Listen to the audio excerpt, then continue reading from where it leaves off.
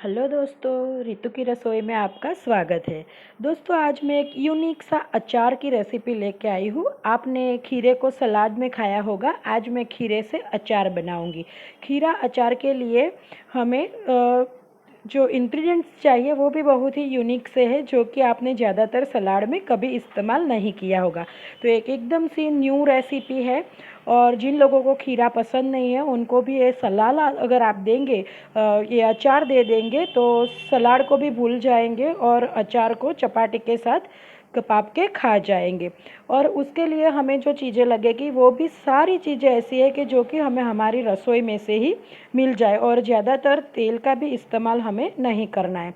इसके लिए मैंने यहाँ पर 1 कप खीरे को बारीक काट के लिया है। यहाँ पर मैंने 2 मीडियम साइज़ के खीरा लिया है, जिसको बारीक काट लिया। अगर आप चाहें तो आपके मनपसंद शेप में भी उसको कट कर सकते हैं। अब हमें जो मसाला बनाना है उसके लिए हमने यहाँ पर लिया हुआ है 6 से 7 हरी मिर्च, 1 चम्मच सूखे धनिए, चुटकी भर सूखी मेथी है, मेथी के दाने, 1 चम्मच तिल, नमक, हींग, 1 चम्मच मूंगफली के दाने, 7 से 8 लहसुन के क्लव।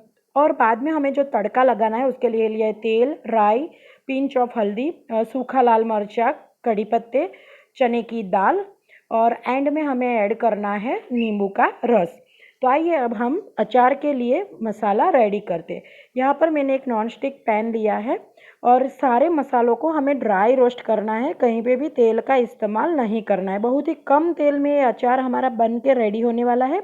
सबसे पहले मैंने जो सूखे धनिया के दाने लिए हैं 1 चम्मच वो ले लिए है और 1 चम्मच मूंगफली के दाने, और अब हम चुटकी भर मेथी के दाने डाल देंगे। अब इन सारी चीज़ों को अच्छे से भुनना है जब तक कि मूंगफली के दानों का कलर थोड़ा सा चेंज नहीं होता है, तब तक हमें इन चीज़ों को अच्छे से सेकना है, भुनना है, और इस तरह से हमें इन चीज़ों को चलाते रहना है। अच्छे से सीख जाएगा तो अचार में मसाले का टेस्ट बहुत ही बढ़िया आता है। और जब हमें लगे कि ये अच्छी तरह से सीख गया है और जो हमने मूंगफली के दाने लिए उसका कलर थोड़ा सा चेंज होने लगा है, तब हम डाल देंगे 1 चम्मच तिल, क्योंकि अगर तिल को हम जल्दी डाल देंगे तो वो रेड हो जाएंगे। और अब हमने डाल दिया है हरी मिर्च। हरी मिर्च को भी हमें पूरी तरह से पकाना नहीं है, लेकिन वो थोड़ा सा करारा हो जाए इतना ही हमें चलाना है। आप देख सकते हैं कि तिल उड़ने लगे हैं।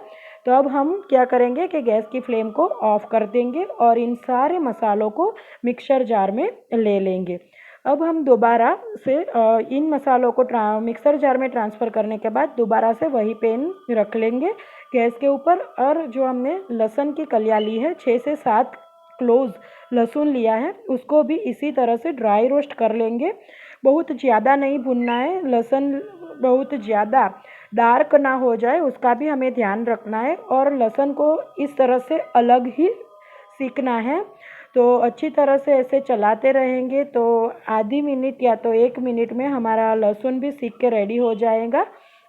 और जब अच्छी तरह से वह भुना जाए तब हमें जो मिक्सर जार में हमने आगे जो मसाले लिए हैं उसके साथ ही लहसुन को भी ऐड कर लेना है। तो अब आप देख सकते हैं कि मैं लहसुन को भी मिक्सर जार में डाल दूंगी। और अब हम इन जो मसाले लिए हैं भुने हुए हमने, उस मसालों में हम स्वाद अनुसार नमक डाल देंगे।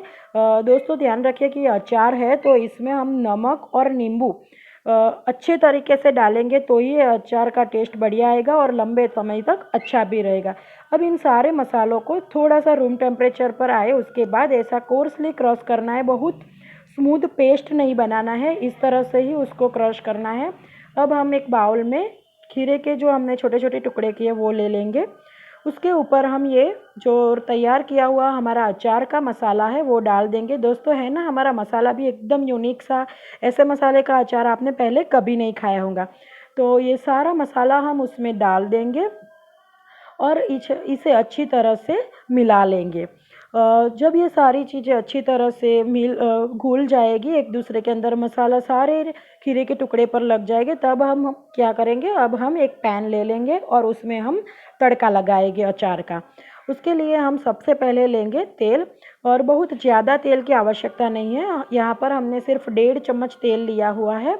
और तेल में हम डाल देंगे, सबसे पहले हम डालेंगे यहाँ पर राई आप देख सकते हैं कि बहुत ही नॉर्मल तेल, शायद हम रोज़ाना सब्जियों में भी इससे ज़्यादा तेल का इस्तेमाल करते हैं, लेकिन इसमें हमने इतना ही तेल डाला है। और उसमें अब हम डाल देंगे हाफ़ टी स्पून राई।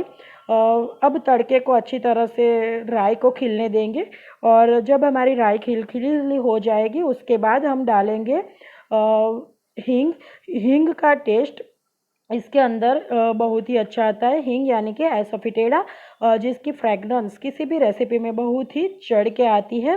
तो अब हम राई खिल चुकी है, तो अब हम उसमें डाल देंगे एसोफिटेडा यानी कि पिंच ऑफ हींग। और अब हम डालेंगे उसके बाद एक सूखा लाल मिर्च, जिसको मैंने 2 टुकड़ों में ले लिया है। और अब हम डाल देंगे चने की दाल।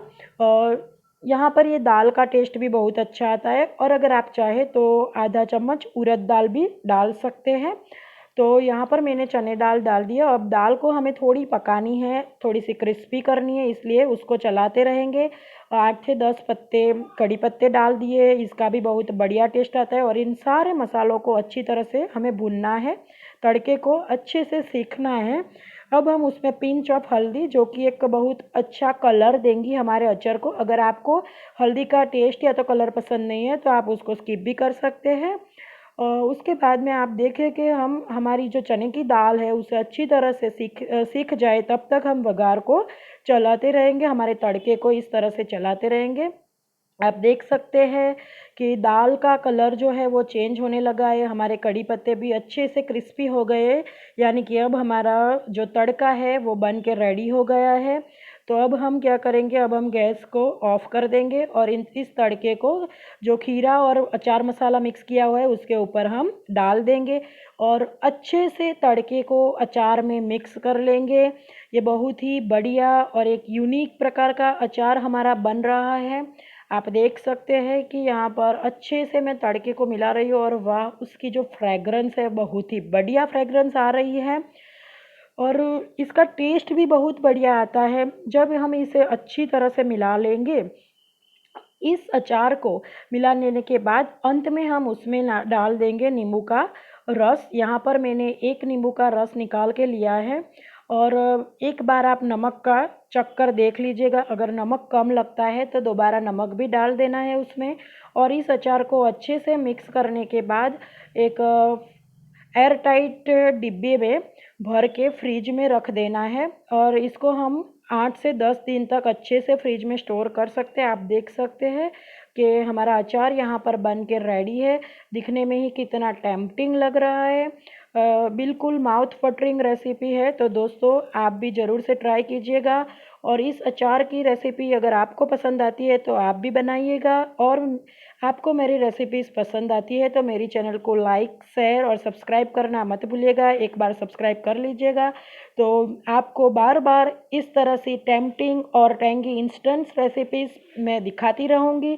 तो ज़रूर से रितु की रसोई को सब्सक्राइब कीजिए, आपके दोस्तों के साथ शेयर कीजिए और मेरी रेसिपीज़ को लाइक कीजिए। तो रेडी है हमारा खीरे का इंस्टेंट अचार।